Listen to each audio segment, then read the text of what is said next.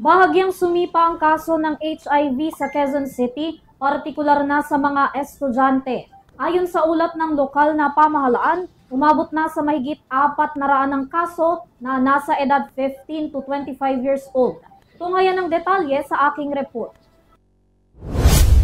Iniulat ng lokal na pamahalaan ng Quezon City na bahagyaring tumaas ang kaso ng Human Immunodeficiency Virus o HIV sa kanilang lungsod.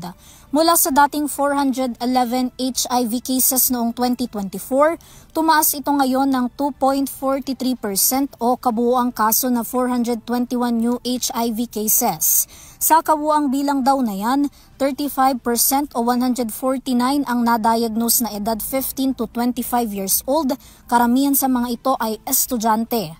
Sa kabila niyan, sinabi ni Quezon City Mayor Joy Belmonte na lahat ng mga ito ay nakakatanggap ng medikal na atensyon mula sa city's social hygiene clinics.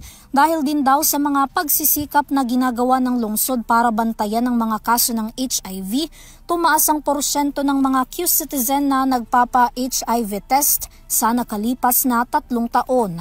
Sa katunayan, mula January hanggang May 2025, higit sa 21,000 na individual ang sumailalim sa HIV testing.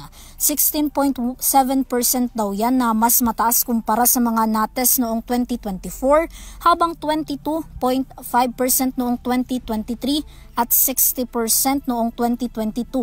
Sa ngayon, mayroon ng kanya-kanyang social hygiene at sundown clinics ang QC mula sa unang distrito hanggang sa ika-5 distrito ng lungsod at inaasahang maitatayo na rin sa 2026 ang klinika Talipapa sa District 6. Ang lahat ng mga klinika ay may libreng HIV and AIDS testing, pre-exposure prophylaxis, post-exposure prophylaxis, antiretroviral therapy at counseling.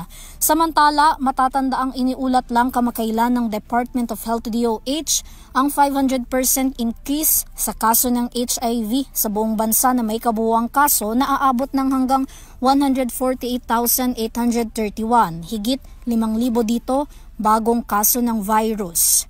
Para sa EuroTV News, Vanessa Cleofa sumasaludo sa bawat Pilipino.